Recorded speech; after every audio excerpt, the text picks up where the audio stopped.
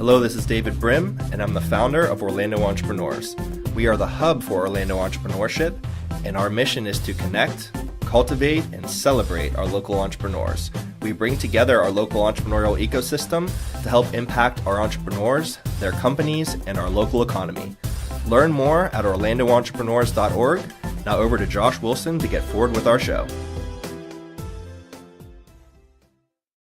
Good day, everyone, and welcome to the Orlando Entrepreneur Show. My name is Josh. I'm a fellow entrepreneur, and I get the pleasure of talking with other entrepreneurs to hear their story, to give hope, inspiration, education to the audience, and to let you guys know the incredible things that are happening here in Orlando.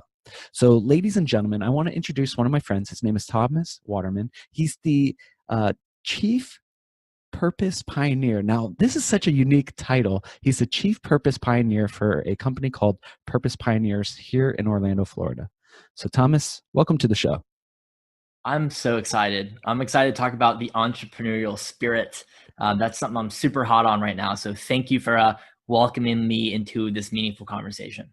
Yeah, this is great. Now, when we were talking, I was like, "What's your title?" I was like, "Are you a founder? Are you CEO?" And you're like, "Well, I'm a co-founder, co-CEO, but we really like this title better, Chief Purpose Pioneer." And I was like, "Well, I've never heard that before. So why don't we just kind of start there? What the heck is a Chief Purpose Pioneer?" Well, what I love about what I believe is one of the keys to not only marketing, but also how to run an organization internally is to name people, is to be intentional with our words. And it's just saying Chief Executive Officer, that doesn't really direct someone in a direction. It doesn't really inspire someone. So I really believe in companies taking ownership of their words. So for us, a Chief Purpose Pioneer is someone who embodies the values of our organization and furthers the purpose of the organization. And for other companies looking to take on a Chief Purpose Pioneer instead of a CEO, it's someone who really champions the mission and makes or inspires the employees to become more than just a team, to become a community of people doing what they love with people who believe what they believe to create a positive impact on the world. So it's all around that stuff. Well, I like it. So I guess that could unfold into, who is Thomas and what is Purpose Pioneers? Well, if you ask me who is Thomas, I would say I am a outgrowth of the energy of the universe. That's what I would say. I'm a collective of the stardust of the things around us. I'm fortunate to exist in this human form. I'm really excited about that because while I do love contemplating the cosmos and spirit, I love also the beauty and richness of the human experience, experiencing emotion, experiencing intellectual thought, experiencing the pain, the triumph, creating progress, feeling the power of human connection. So I'm an entity that enjoys this ride. That's what I would say. Yeah. It's so interesting. And ladies and gentlemen, I'm sitting across, Thomas, looking at him on a computer screen, and you're a young person, right? We're both pretty young, but you're like, you have this energy, but there's also this passion of life. Now, how have you always been like this? Is this something that you've kind of moved into? Talk to us about that. Well, it's interesting. Yeah, it's interesting. And I know the way I articulate and my beliefs aren't the status quo. And I think that is useful for me because I get to take full ownership of myself and I get to really choose my own direction and I get to explore new ideas with others. And I would encourage everyone to do the same. We don't have to conform to be a part of a community.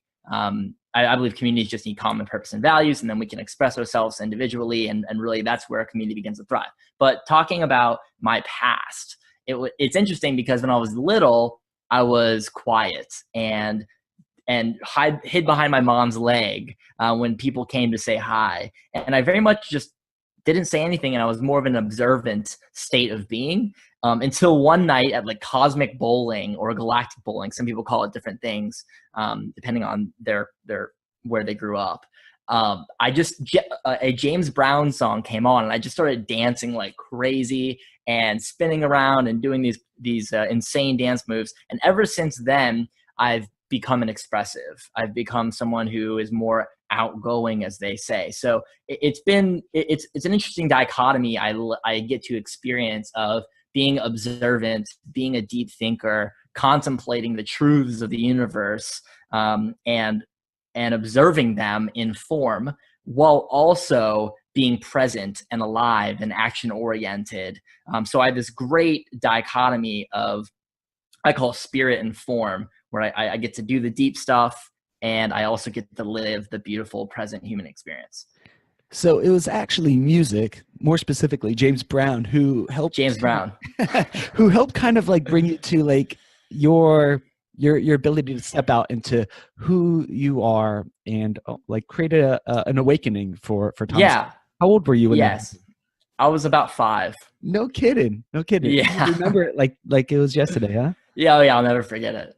Okay. So so growing up, from being extremely hidden, something awakened in you, and you kind of stepped out, and that kind of led on down a path of this energy, would you say, or this thought?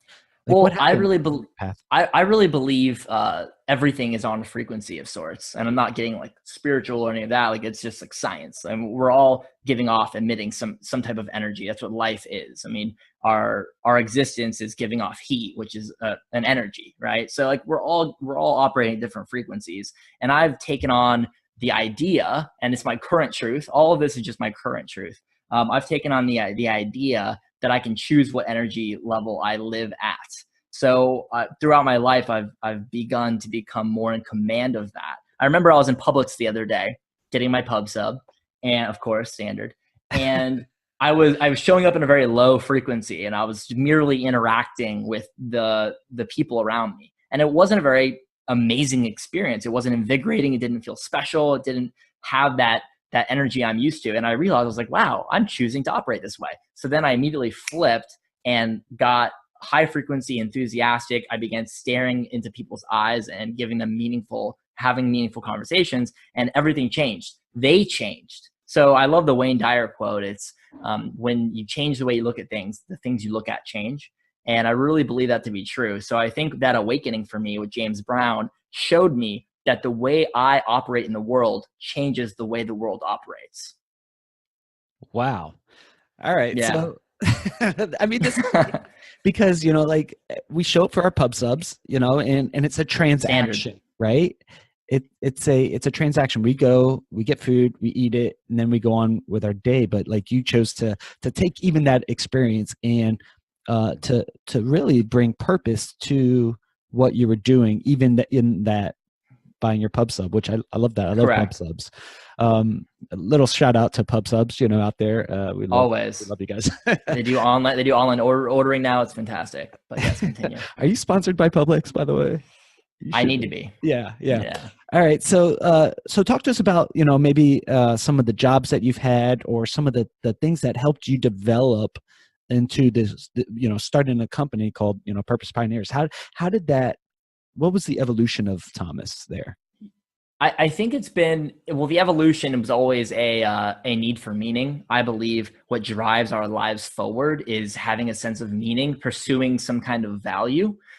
So I believe I've always been looking or creating meaning in my life. So that manifested in high school, being the captain of my high school soccer team. I wanted to make my experience on the team meaningful. I wanted to impact my teammates. I wanted to create a higher belief in everyone. So I was able to do that on my soccer team. Then it manifested in my fraternity in college. I was vice president of my fraternity when we were in big time trouble, and got us from a 4-year suspension down to a 1-year suspension because we were proactive, because we showed up, we took ownership, we challenged the status quo, and we created a new university policy that allowed us to go above and beyond and show that we need to get back earlier. So this whole manifestation is like creating meaning in everything I do and challenging the status quo to change the way the world works by how I show up. So I was also Interfraternity Council Vice President, which is like the governing body of all the fraternities. And I was able to really shift, I believe, the mindset of the masculine in Greek life at UCF. I did whatever I could to show men that they can be strong and directional and create structure, and as well as get in touch with their feminine divine as well, and be compassionate and think about others and all of that. So I love the beautiful both and of the masculine and feminine. I'm a big believer in that. Like, I live in my masculine Mufasa style, but I'm in touch with my divine feminine as well. And I believe women, vice versa, are better off. So I was able to have that effect in Greek life at UCF, which is great because I've been thinking about this a lot lately, and I just want to hit into this, Josh, is I talk a lot about living life with purpose as the driver and values as the boundaries, right? If we can just, every decision we make is furthering a purpose and aligning with values, then we live a much more meaningful life, more fulfilled life, more successful life. We do what we want to do, and we can be who we want to be.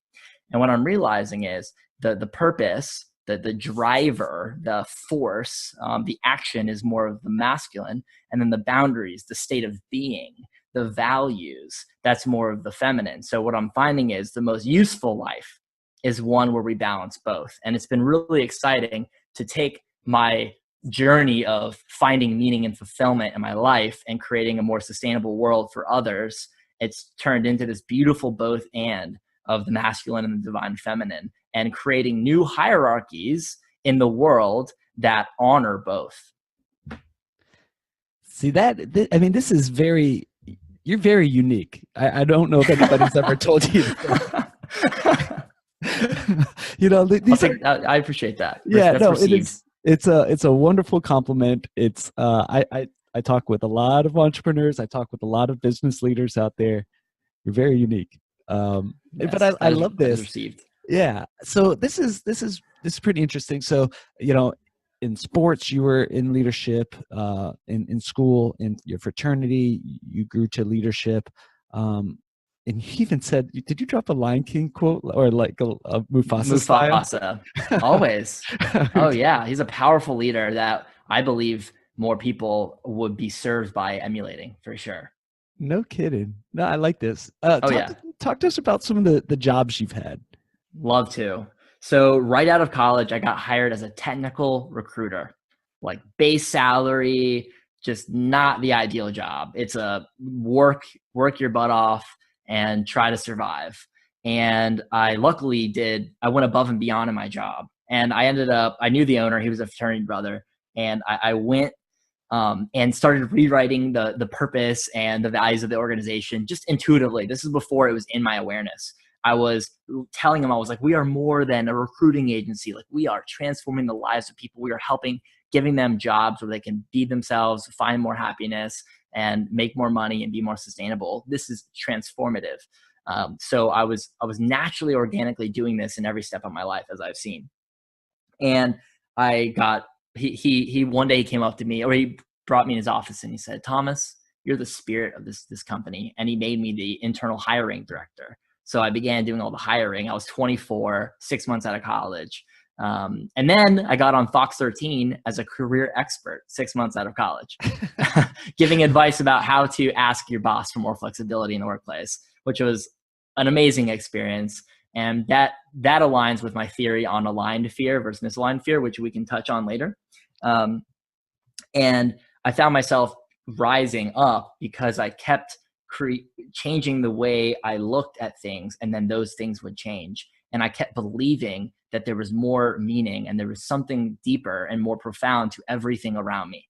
And that's how I live my life. I look around and everything is much more profound than we realize over millions of years of evolutionary history. And like, there's a reason all this exists and why all that's true and why it works. And there's a reason why we pursue what we pursue. But anyways, I got recruited to another recruiting company. They were like taking me out to dinner and all this stuff. And I became a salesman. I was working the Disney account. I was working the Hard Rock, Darden, all of those. And I thought, because I wasn't quite fulfilled, there was still emptiness because there wasn't full alignment in my current job. So when I went to the next job, I was like, this is my change. It's going to make everything great. If I just change, right? The whole grass is greener thing. Yeah. I would say like find your more ideal pasture. Like don't just go to another like field of grass. But I went 3 months. I did pretty well, but I still found myself sitting in my shower, not wanting to get up. And because if I knew I had to stand up in my shower, I had to dry off, and then I'd dry off, I'd have to put my clothes on, then I'd have to get in the car, then I'd have to go to work. And I was unfulfilled. The way the system was set up, the structure of the organization, the incentives in place, they weren't fulfilling me. The purpose of the organization wasn't quite in line with my ideal, which is okay. Like that's all right. More power to them. Cheers to them. But I am in a world where I can create my own community where I can add value to the world and make money doing it. Right. So it's all okay. If I'm not aligned, it doesn't mean I need to suck it up. It means I need to go find something where I can be aligned and create value in the world. So I did that for 3 months. And finally, one day, this is actually the same week I quit drinking because I was working 5 days a week and then probably I would say abusing alcohol on the weekends where I was drink to go out with all my friends to forget about the fact that I hated my job. And I remember it was a sick cycle and I kept being like, this isn't me. I'm not aligned. I'm not fulfilled. I'm empty. What's going on here? But I have the money and I have the suits and I'm like taking my parents out to dinner, right? And it was, I thought I had it, and I'm using quotations, but I really didn't. And it was cool because I was able to see what that looked like and realize it wasn't what I wanted. And that I'm very thankful for that. I'm very thankful for that moment, Josh. So I decided I was going to stop drinking and try it out and see if I could get some clarity in my life. So I stopped drinking, and 5 days later, I quit my job. I was like, I'm so done. I'm never doing this again. 2 days later, I moved into Canvas, which is now Starter Studio, and began journaling to figure out what drives me, who I am, what type of impact on the world I want to create, what's my gift, how do I want to serve others, who do I want to work with. And for about 30 days, I just contemplated my own life. And I believe that's the key for everyone to best serve themselves and others is to really get clear on their purpose, their values, who they are, what type of impact they want to create before they go out and go pursue things. But with that being said, the pursuit, the action also reveals truth. So I would also say don't get caught up in the contemplation and all of that, because in action, it reveals what we love, what we don't, who we want to serve, who we don't, what type of impact we actually enjoy, what type of impact we don't. So it's a beautiful both and of contemplation and reflection and action. So I did that for about 30 days, started my company called Backstory, which was a crowdfunding platform for nonprofits where they brought their stories to life. And then we would inspire and empower the community to fund the campaigns to create the better endings to the stories. And then at the end, we'd film an impact video and show everyone the happier ending they helped create. So we did that. It was incredible. And I got paid to do it. But once again, I realized I had a higher truth. And that's the thing. Through my actions, I realized I had a much higher truth, which was I want to create a system that creates positive abundance for everyone, that aligns everyone to serve each other and serve themselves and do things they love with people who they love. And I believe that's what business is. I believe that's what capitalism truly is at its core, is transforming the lives of others, serving their needs, and doing it by doing what I love with people who believe what I believe, right? A business, I believe a business can be the ultimate community. It is the ultimate community. What other community exists to bring our gifts to life, to work together to help others?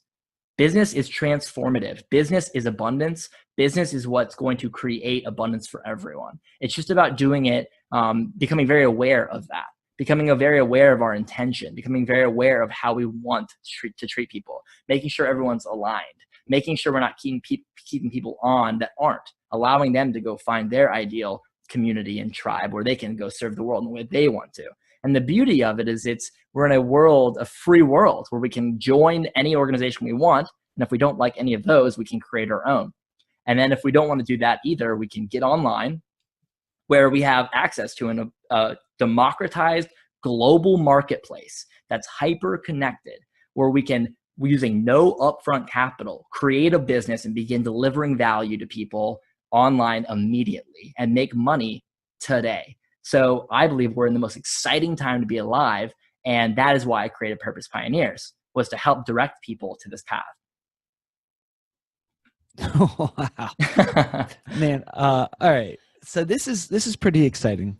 You know, I hear a lot of purpose, you know, like in what you're doing. Obviously everything you do is about purpose. Yes. But it sounded like you were going through a really, rough time. You were making money, you were taking your family out to dinner, and you were kind of like living the life that we chase in this so-called American dream, right? Where you're making money, got the suits, could buy this, but you felt miserable. And you were chasing kind of grass is greener in these different areas. And you were not drowning. You were trying to numb yourself with alcohol on the weekends and such like that. But you gave up drinking, and for 30 days you just contemplated. You just quit your job. You're like, I'm done. And you moved into Canvas and now Starter Studio. Shout out to them. But for 30 days you just journaled, thought, and like, did people think you were absolutely nuts? Like, yeah, they did. It was, so I was sitting in Canvas, now Starter Studio, and just recklessly pursuing my own fulfillment and my own impact on the world. And people did until they didn't, right? And I think that's the thing is, people are so fearful, and myself included in the past, of making people feel uncomfortable or weird, or fear of being judged, that they never fully realize their true potential or their true self, and they never express themselves authentically. And the thing is, when I lean into authenticity, when I create what I want to create, express what I want to express, all of a sudden people respect that. All of a sudden people hear that idea and they go, I've never thought about that before. Maybe that is what we need to do. Maybe that is what's cool. And the thing is, like, the leaders who boldly express themselves and create what they want to create and do what they want to do are the ones who inspire others to do the same and inspire others to follow their movement. So there's a bit of a vacuum right now with that. And I think that's one of the biggest opportunities for people in business, is stop advertising and start talking about the movement you're creating and how you want people to be a part of it and how you need them to be a part of it and how it matters in their lives and what type of impact they'll create in the world. Wow. Yeah. I'm shocked by your story. I'm shocked by someone. I'm shocked by you coming to these realizations, so early on in your life, and I mean that as an incredible compliment. Like, I'm really shocked the way you view people, business, life, and purpose. So you guys started Purpose Pioneers to do just what? What was the pain point that you're trying to solve in this world through Purpose Pioneers? I think it's helping people do business and life well. And I've never said it like that until just now, because it's twofold. We're helping people find meaning and fulfillment in their lives, and we're helping them serve others in the same way. Because that's what business is. It's a vehicle of transforming someone else and solving a need. And through doing that, I'm serving myself as well. It's a beautiful balance. So we empower forward-thinking leaders to systematize purpose into their business and leadership so they can scale not just their profit, but also their impact. And when we can focus on scaling our impact in business, then inherently we scale our profit as well. And it's that switch I think I'm trying to help people understand and then use to thrive, is the concept of, what are we focused on? Our product and how many people we can get to buy it, or our customer and how many of them we can transform. And when we focus on transforming the customer and really impacting their life, like tangibly and intangibly, only then can we create powerful relationships. Only then can we create a powerful brand. Only then can we create a culture of the organization where people really believe in what they're doing and enjoy it. That's the key. That's the essence, is the connection with the customer and tying it to purpose. So that's what we help people do. I mean, we have 2 online programs that do just that for solopreneurs and small business leaders. Now, when you're talking with business leaders out there and you're talking about, tying impact and purpose to their customers, and they're like, man, I sell widgets and gadgets, and this all sounds a little fluffy to me. Like, do you ever get that kind of I love reaction or response? I've gotten every reaction in response. I bet. Let's hear it. My answer, I would give 2 answers to this, and there are probably 5 or 6, but I'll focus on one. So what I would say is, as markets mature and there's more and more competition, there's this idea that a market gets commoditized. That, think about water bottles. Water bottles are now commoditized. There's 30 water bottles in every 7-Eleven. It's just now a matter of competing on price, right? That's what it's a commoditized market. So I am challenging that perceived truth. And I'm saying commodities don't exist unless everyone in the market agrees to just sit back and not challenge the status quo.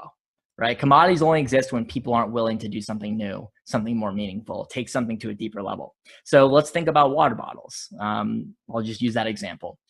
Think about the first water bottle that came out. It didn't matter really how much it cost to a certain extent. There was no competing on cost. Yes, it had to be relatively well priced. It didn't really matter about the taste of it, the functionality. It's water, right? So anyone would buy it. Of course, it's water. It's a bottled water that's never been done. So the functionality of it is enough for it to win in the marketplace. And then when there's a few more competitors, right? There's 3 or 4 water bottle companies. All of a sudden, now I need to be wary of my price. I can't price anything because now there's competitors. Now all of a sudden an equilibrium is created because we're competing, and that's what capitalism does, what business does. And now let's say there's 10 to 20 competitors. I can no longer compete on price and functionality, right? Because water tastes like water, and it costs all these companies are pricing it right around the same. There's only so low you can go, and they're all conveniently placed right in front of my face, right? So there becomes a place where, how are you going to compete? And that's what I always ask people. I go, how are you going to compete? Like, we're helping a cleaning service. How are you going to compete with all these other cleaning services that are pricing things super low to try to get business on the front end, that are going just hustling on the internet, and they're all the same? How are you going to compete?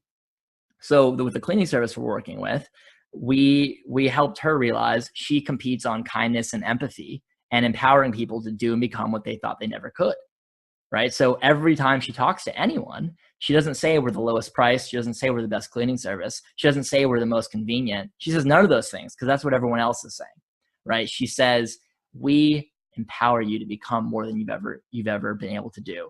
We take that service, that cleaning, off your plate. You don't even have to worry about it. We got you. We're empathetic. We're listening to you. We know your story.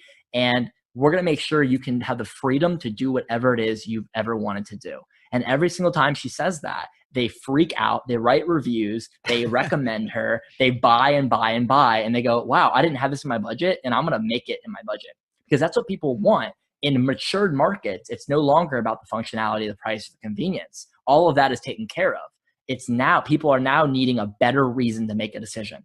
That's what I always say. Give them a reason to make a decision. Because I stare at 10 items sometimes, and I'm like, please, one brand, make it easy for me. Make it super simple for me to choose you. Like, I'm like begging them. And that's what she did. That's what the cleaning service did, was made it easy for people to choose her. Because now people are buying trust, relationship, transformation, meaning, purpose, impact. That's where people are buying at, because they have no other way to make a decision in a saturated market. So this is a great answer. This is what Purpose pioneers your business. This is what you do for other businesses and other leaders. Correct. We help them harness purpose to speak in a way that inspires action, to market in a way that gets people to say yes, and we're no longer competing. We're just transforming. We help them with their business processes. So to help them all stay aligned, make meetings meaningful, make accountability inspiring. We don't call it managers. We call it empowerment coaches, right? We help them hire in a very aligned way. So they're always bringing in people who believe what they believe, who align with their values, and who they can truly serve, instead of always worrying about Am I serving their needs well? Are they actually aligned? What values drive them? And I think the main thing is it's a decision-making tool. When I am clear on my values and purpose, I can now hand that to anyone in my organization and they'll know exactly how to make a decision. It's no longer what would Thomas do. It's no longer what's the right thing to do. It's no longer what's the purpose pioneer's way. Now I know it's all about empowering to further our purpose and align with our values. And now it creates a scalable culture, which creates scalable impact, which creates scalable profit. So what's your vision for Purpose Pioneers? Like what do you really see it doing? What's your purpose there? Hell yeah. So we want to create standard operating purpose procedures. We want to make purpose-driven business the norm because we believe that's what business actually is. So we want to get people back to the core of business, which is being purpose-driven, which is having values to create a community, right? So we want to make our standard, we're creating a standard way, a standard set of procedures, a standard way of creating content, a standard way of hiring people, a standard way of everything. So we want that to be the norm accepted globally. Because we believe if we can create a world where everyone, when they're thinking about starting a business, they put purpose first and they make values always be at the forefront. And if we can make that the norm for every single business in the world, we can create abundant meaning, fulfillment, and sustainable growth for everyone. And that's what I want. I don't want the government entities helping. I don't want people giving with generosity. I want to create sustainable solutions where we're incentivized to do so. And I believe business is the vehicle for that. So I'm super hot on purpose-driven business, as you can tell. So give me an example of a purpose-driven business that you really look up to. Oh my gosh. Patagonia. Not including your own. You can't use your Patagonia. own. Oh, that's fine. Yeah. Okay. Patagonia. In a lot of our trainings in our program, I keep using Patagonia because I love them so much. And it's interesting because I don't align with everything they do, but I align with their purpose and values. So Patagonia believes in a sustainable world, an environmentally sustainable world.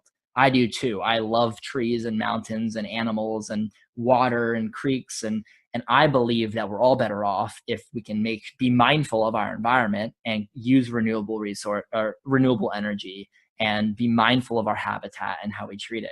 So they are a jacket company, right? They sell jackets. That's what Patagonia does, mainly in cold areas, unlike where we're currently dwelling. And they realized that the founder rather, he said, I want to create this amazing impact on the world. How can I best do that? And he's like, oh my God, business, because the more I sell something, the more money I can make. And the more money I can make, the more impact I can create. And also, he said, the more I create a brand, the more I can create awareness in the marketplace for my cause. And he also said, oh my God, if I compete using this purpose, then I'm going to stand out from every other jacket company that exists. And that's the key. So people, yes, jackets are in need. Yes, it's a saturated market. Now people are saying, what jacket do I buy? And now people are asking, what are the values of the organization? What is the purpose of the organization? I want to trust it. I want to believe in it. I want to know when I buy it that something good is happening. And it's because of the higher consciousness of our collective society, but it's also because people are running out of ways to make decisions. So what they do is, they sell jackets, but every single time you buy a jacket from them, they give back to an environmentally sustainable cause. They also invite their employees and customers on adventures in nature to be empowered through gaining experiential learning of the environment so they can become conservationists back locally, right? So they're creating impact in multiple ways, and they're inviting in their customers and their employees. And that's amazing. And they're using business as that vehicle. And the beauty is, business is what creates wealth. Business is what creates sustainability. So if we can work in purpose, positive impact, right? We can work in meaningful community. We can work in values. We can create sustainable solutions for all of this. And that's what Patagonia is doing. And to top it off, the cherry on top is, I live in Florida, so I don't need a Patagonia jacket. But you're damn right, I bought their sticker and put it on my laptop.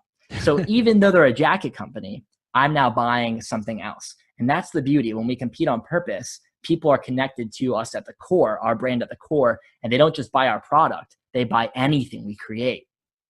Think about that. That's why Apple, we buy the iPod, we buy the iPad, we buy the iPhone, we're going to buy the iTruck, we're going to buy everything, because before Steve Jobs died, Apple had an identity. It was, we believe in challenging the status quo. We believe in thinking differently, right? We believe that technology is about human creation and extending human capacity. It's not just about how fast it is or how the hardware, right? So people believe in that. They believe in that why. So now they'll buy anything Apple creates instead of just saying, well, you're a computer company. Why would I buy that? So yeah, that's where I'm at. So for people who are listening in, I love the fact that you're so driven on purpose and values, the boundaries of values. What if there's someone in the audience who's listening in and they're kind of having a hard time, like kind of finding their purpose, or they're in a job or doing something that they just feel stuck, or like, how do you go about discovering what your purpose is? Beautiful. Love that question. The one thing that person listening right now can do is reflect on their past experiences. So remember I said action orientation can allow us to reflect on our own truth. So I would say, think back in your life. Was there one or two or three moments where you felt alive, you felt aligned, you felt incredible, you felt like anything was possible, you felt a feeling of meaning and value and fulfillment in your life, right? And it was that moment, were you serving someone else? And then think about, in what way were you serving them? What were you unlocking for that person? How were you helping them be a better version of themselves? What need were you solving? And once you get clear on that, now you know the way that you can add value in the world in the way that also makes you feel happy and excited, right? So when you get clear on that, then you can start thinking about, are there other people in the world who are having the same pains I was solving in that moment?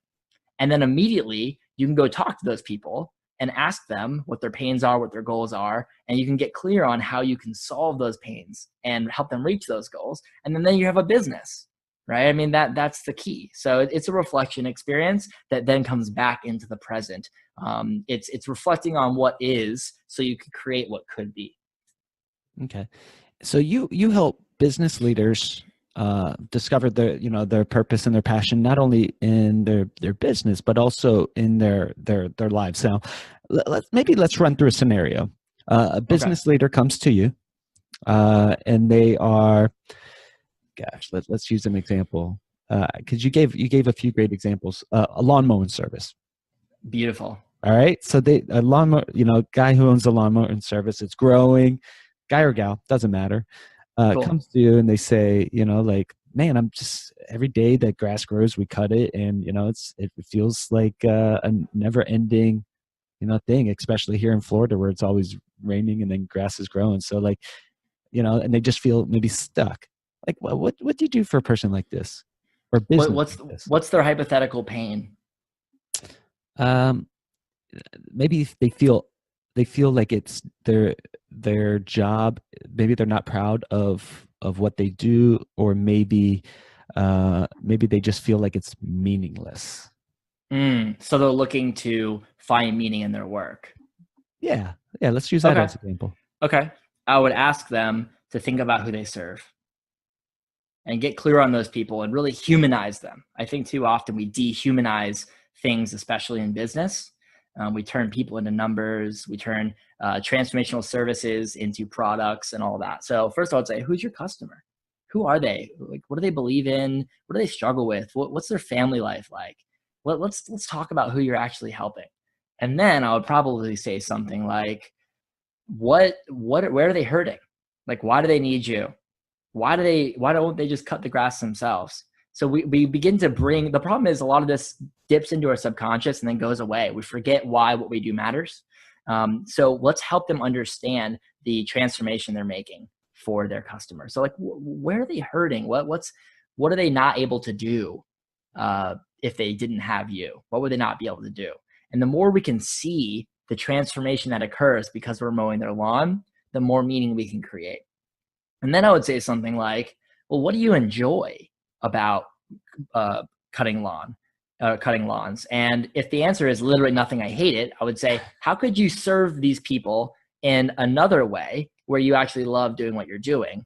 And maybe it's in another role in the lawn mowing service, or maybe it's creating a whole nother company and serving one of their other pains.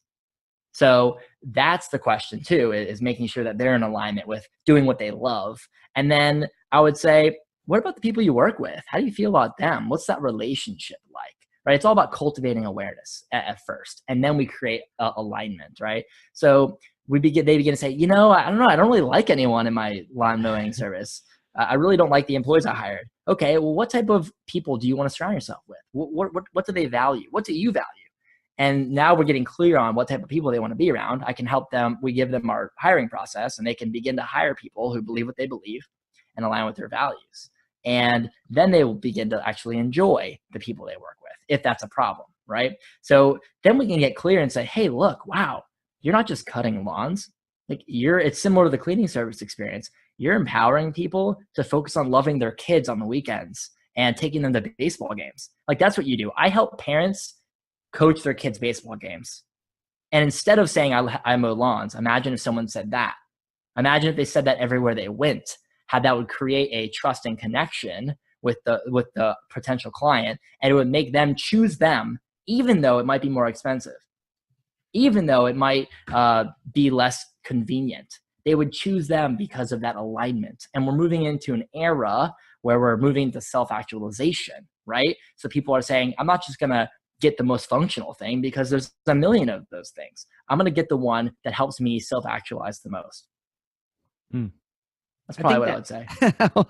I think that'd be really helpful to them. Something that you mentioned in this example, and then also in the cleaning, is yes, I clean your house, or I mow your lawn, but I do this so you don't have to, so you can focus on things that you maybe love better, or maybe things that are more important to you. Transformational. You can't compete on that, right? I mean, you stand aside when you say those kind of things. Wow. I mean, that's really interesting, because sometimes we look at these things and we go, this is meaningless, I wash windows, or I do this, or I do that, or I have a podcast show, or I whatever the example is. If you get stuck in that routine, it could become meaningless. So you are helping bring meaning to the creators of the people who are doing so. Correct, which helps the organization internally and helps them connect with others externally. And really, it helps us go from competing to transforming. And the thing about focusing on competing is we're at the will of our competition. We're at the will of what they choose to compete on, because we're saying, what are they good at? I'm going to be better at it. So we're in a box, right? And that's limiting, it's scarce. But when we stop competing and we start transforming, then all we care about is our experience with our customers. All we care about is how much better we can make their lives.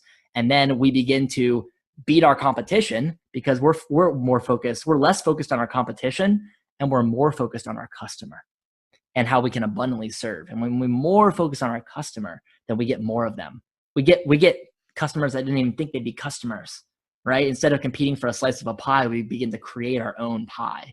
And I think that is transformative, is when we see the world as abundance, like there's more than enough for everyone, and we stop focusing on taking our slice of the pie and we start thinking about creating our own pie for ourselves and others. I think that is the game-changing change we can make.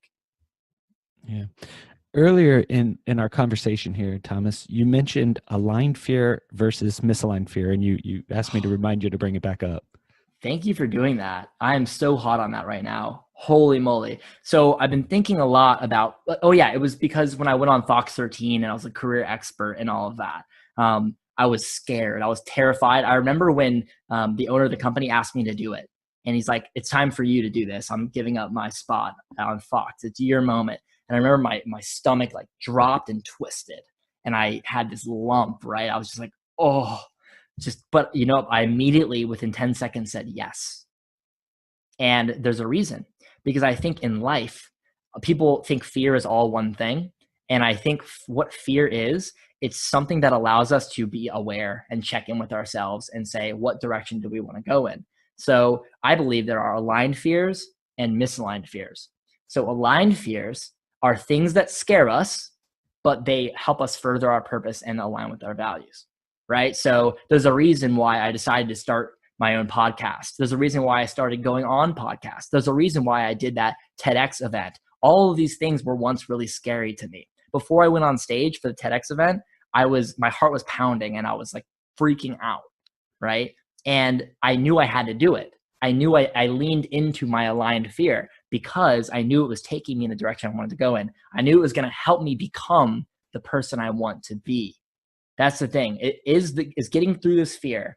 Is it going to help me do what I want to do and be who I want to be and create the impact I want to create? If the answer is yes, do it. If the answer is no, run for the hills, because it's useless. It's not serving. And I think too often there isn't a distinction created. So people are grouping all this up. Like, well, I just do none of my fears, or do I do all of my fears? And I say, no, there's aligned and misaligned fears. A misaligned fear would be like, hey, I fear death, so I'm not going to do drugs, right? It's like, cool. Well, is doing drugs going to further your purpose? I mean, that's a conversation for another podcast. Maybe so, but I would say for me, no. And so I'm not going to pursue that venture, right? I mean, currently my current truth is not pursuing that venture. See what I'm saying? Yeah. I like how you say my current truth is. Why do you say that? Or did you get stuck in a conversation one time where now you go, all right, here's my current truth? I think I've had, through conversation is where I learn a lot. I learn a lot about myself and others, and I learn a lot about the world around me. Like, I'm learning a lot in this conversation. And I think the reason I say current truth is because I've realized through a specific conversation, I realized that my truth is limited to my experiences, my worldview of what I've been through up until this moment. Everything up until this present moment depicts my truth, right? And that is my current present truth. I could say my present truth. But what I've known is throughout my life, my truth has changed. I've learned new things. I've realized new perspectives. I've gained more empathy. I've learned things that have tilted and pivoted my truth, my beliefs, what I think is true about myself and others, right? So I would never want to limit myself in the future of changing that. And I think what makes people get triggered and get defensive and all of that is they have tied their identity to unshakable truths, and it scares the crap out of people when those things get challenged. So what I do is I free myself of that. I'm liberated, and I choose to exist and accept my current truth while always remaining open to new truth. I think it's pretty wise. So, so you mentioned you guys have a podcast yourself, and yes, you went. You also had a TEDx event that I went to, and I thought it was great. Yeah, thanks for coming. Yeah, man, it was awesome to see you in the action. I mean, you were naturally at a high frequency up on that stage. Like, you gave off energy and life, and it was pretty exciting, man. Thanks. So, why don't you do a little drop of your podcast? Talk to us a little bit about your podcast here. I'd love to. Appreciate the old plug, Aruski. It's the Purpose Driven Leader podcast. So it's for that individual who wants to challenge the status quo, who wants to use business as a force for good, who wants to live a purposeful, values-based life, create meaning and fulfillment in their own life, and create a positive impact on the world. It's for that person, that action-oriented human who balances the beautiful both and of contemplation and deep thought, but also kicking ass and taking names, right? And that is the home for people like that. And we have Alex and I, she's my co-founder, Alex Agresta, inspiring, amazing woman. We have deep conversations about topics around this subject, around purpose, around business, around life. And we learn a lot through conversation every single time. So it's a similar experience like this, where we talk and we learn and we have new profound aha moments, and we cry and laugh, and it's amazing. It's transformative. I actually just sat in a room by myself in a rabbit hole for like 13 hours. I edited 13 episodes of the dang thing. So you better listen to it, because I worked damn hard. So yeah, that's the Purpose Driven Leader podcast. It's something I really believe in, because I believe that we all have our own unique channel where we can be most effective and really share our gift with the world, right? So for you, Josh, it's probably podcasting. It's probably something where you thrive in natural conversation. For me, it's the same thing. I've realized that in Alex and I's conversations, that's usually where the magic shakes out. And then we're always having to forcefully convert it into other things like YouTube videos. So what's cool about this platform is it allows us to really share our gift with others and empower them to do the same. So we're really hot on that. The other thing is TEDxOrlando, which is just the most aligned organization ever. because they believe in creating a platform for people to share ideas that are worth spreading. And I think that's a huge part of life. Like the concept of free speech, the ability to express myself and be heard, is the key to keeping the balance of the forces of the world. So on TED stages, people typically suspend their beliefs, open up to something new, and try it on without getting defensive, without worrying. They finally, we live together. And this is what I was feeling on the stage the other day. We live together in a present moment where anything is possible.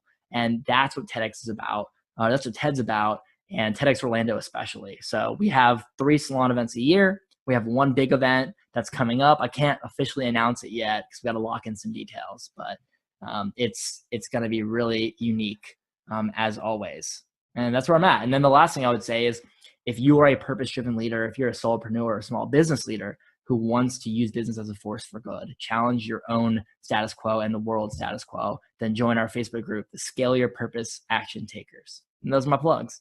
That sounds good. And you'll provide me those links, so I'll put them in the show notes below. Oh, so yeah, I got you. people who are listening in on the show, if you go to the show notes, you'll learn more a little bit about Thomas. They'll have his bio in there, a little bit about his company, and some links where you could connect with him directly, join his Facebook group, listen into his podcast, and then maybe attend one of those TEDx events. And I'll be there, and we could chat as well. So Thomas, let me ask you a question. The show is Orlando Entrepreneurs, right? And you're here in Orlando. Let me ask you a question. Why Orlando? Great question. Okay. So when I was considering what college to go to, it was between UCF and FSU. And I pretty much was dead set on FSU because it was the coolest and the best. And I don't know, I had some conception in my head of that truth. And then I went to UCF and visited, and it was new. And I felt a sense of potential. I felt like I could really create something. And I ended up saying no FSU, even though I paid my security deposit. I'm out. I'm going to UCF. And it was because I had this dichotomy of, do I want to be a part of something that already is? Do I want to fit in with tradition, or do I want to create what could be? And I tend to lean to the latter. So at UCF, I felt like anything was possible. So mainly because it was a newer campus, less tradition, I could create tradition, which is exciting to me. I have what do you call it? I lean towards creation as opposed to keeping things status quo, although I honor the heck out of current hierarchies and status quo. I honor the heck out of it. So the same with Orlando. I see Orlando as having all the pieces.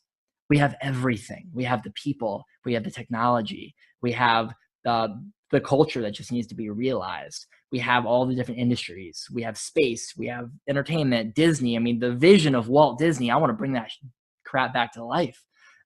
So I believe we have all the pieces. We just need the right leaders to empower and awaken our potential. So Orlando to me it's not too late to create tradition. It's not too late to create what could be. And in some cities it already is, the New Yorks and the San Frans and all of that.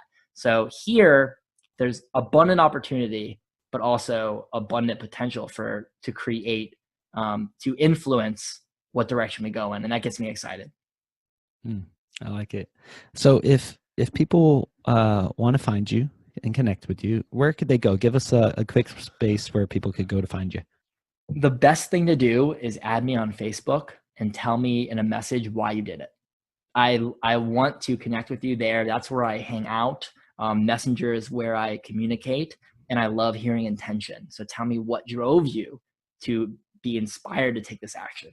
So that's the main thing. And then the other thing is my Instagram, the one I'm building up right now I think it's at the Purpose Driven Leader or just Purpose Driven Leader. I'm not sure, but yeah, those are the two.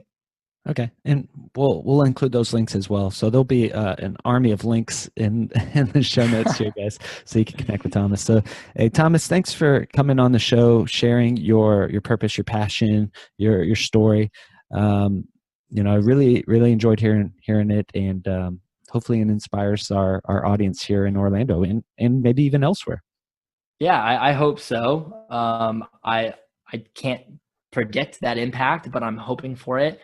And also, Josh, I want to thank you for providing this platform, for listening, for asking intentional, meaningful questions, and bringing this out of people. And I know you've done this with a lot of other people, and I think it's so needed. This is so needed. Platforms where questions are asked and meaningful answers are shared. This matters a lot, probably maybe more than you know, or maybe you already know. But I just want to commend you, and I am going to continue to champion this podcast. I received that. I learned that from my friend Thomas. All right, guys. Hey, so people listening in, thanks for listening into the Orlando Entrepreneur Show, man. I really appreciate you guys being a part of this community, and that we could lift up Orlando as a place to build and grow businesses of purpose and create a future for ourselves here. So, ladies and gentlemen, thank you for listening into the show. Subscribe and make sure you stay in touch with the things that we're doing. And if you have any questions or thoughts, or even someone that you think would be a great fit for this show, shoot me a message. I'd be happy to have a conversation with you guys. And until the next episode, guys, we'll talk with you soon. Keep on building some incredible things. Goodbye, everyone. See you, Thomas. See ya. Thank you for listening in on today's episode. If you would like to be a guest on the show or start up a conversation with me, Josh, your host, send me an email to josh@orlandoentrepreneurs.org. You can also find out more information on Orlando's entrepreneurial ecosystem, discover resources to help you start and grow your business, and subscribe to future shows by visiting www.orlandoentrepreneurs.org.